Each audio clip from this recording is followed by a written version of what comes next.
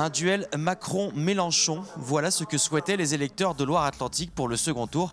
Avec 28,66% des suffrages exprimés, Emmanuel Macron termine assez largement en tête devant le leader de la France insoumise et François Fillon.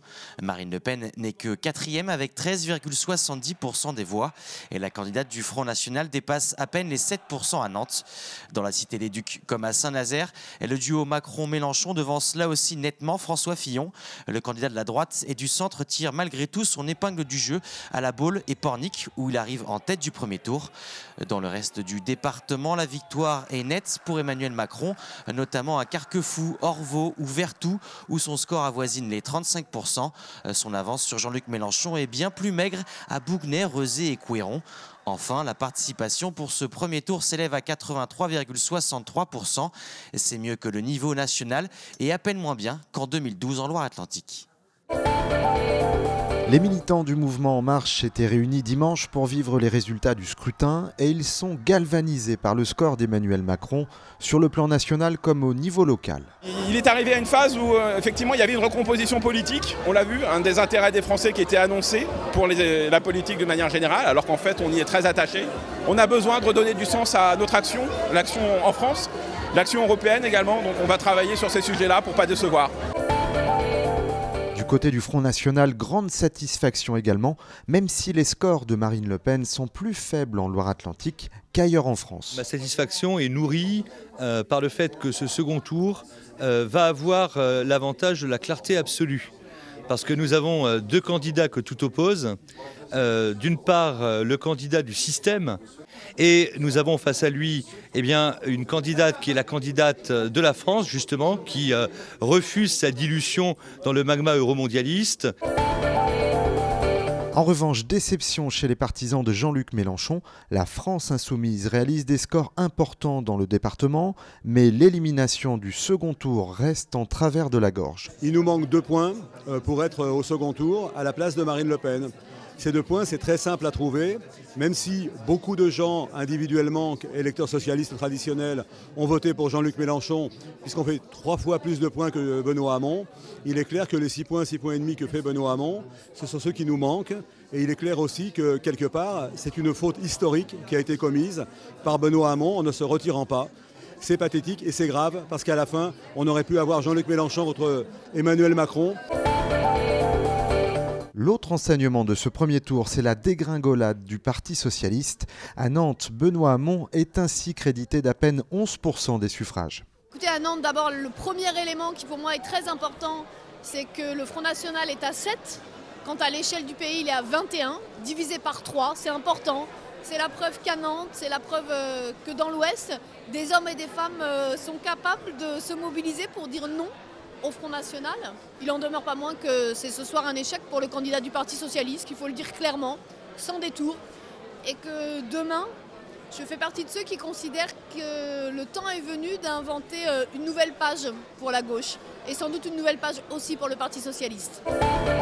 Éliminé du second tour, François Fillon arrive en 3e position en Loire-Atlantique.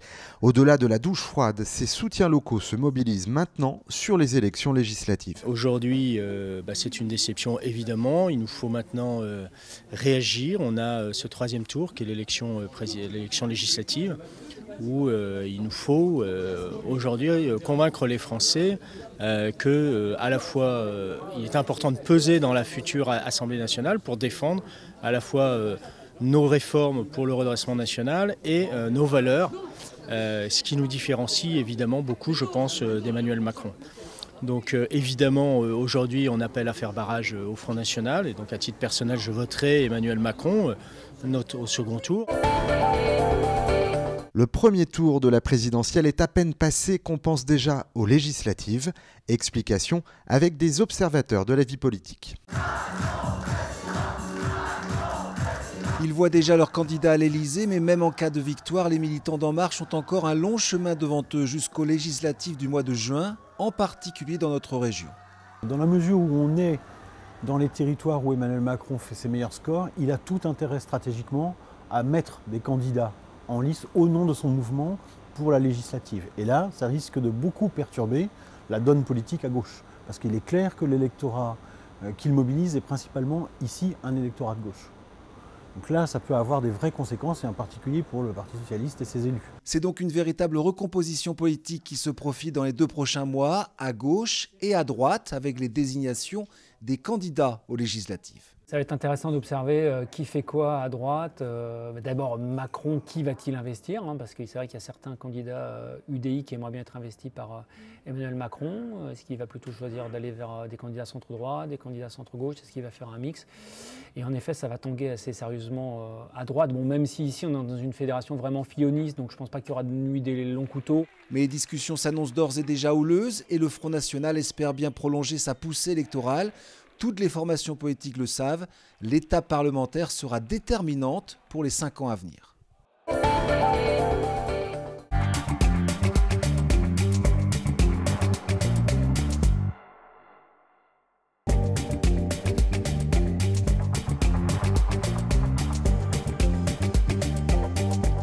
L'ophtalmologie est une spécialité médicale qui a connu d'énormes progrès depuis 25 à 30 ans.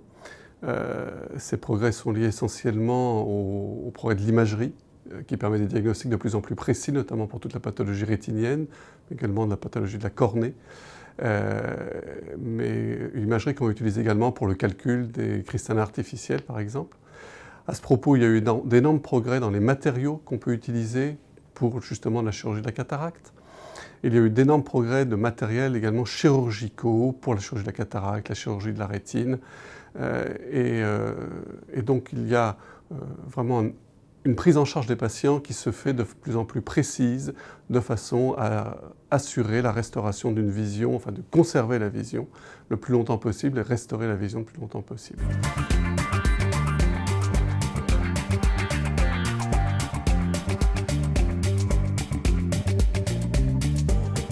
L'évolution vient essentiellement du fait du vieillissement de la population, avec l'apparition de pathologies spécifiques liées au vieillissement. Il y a bien sûr la dégénérescence maculaire liée à l'âge, qui, comme son nom l'indique, survient plus chez les personnes âgées, et donc de plus en plus avec le vieillissement.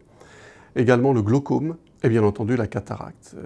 Il faut bien voir que la cataracte est la première chirurgie pratiquée en France, avec 700 000 actes par an, et donc nécessite une prise en charge des patients optimale pour que tous les patients puissent en bénéficier. Toutes ces techniques récentes permettent aux patients de restaurer la vision le plus vite possible, le plus rapidement possible. En quelques jours maintenant, un patient a récupéré la vue optimale après une chirurgie des yeux.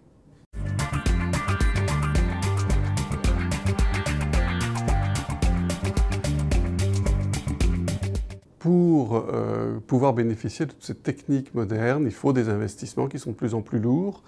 Certains investissements sont faits par les cliniques, mais d'autres investissements sont à la charge des praticiens eux-mêmes, en particulier tous les matériels d'exploration de l'imagerie qui permettent de faire les diagnostics avant la chirurgie ou avant les traitements médicaux, puisqu'il n'y a pas que les chirurgies, mais également d'énormes progrès dans les traitements médicaux avec des progrès de médicaments.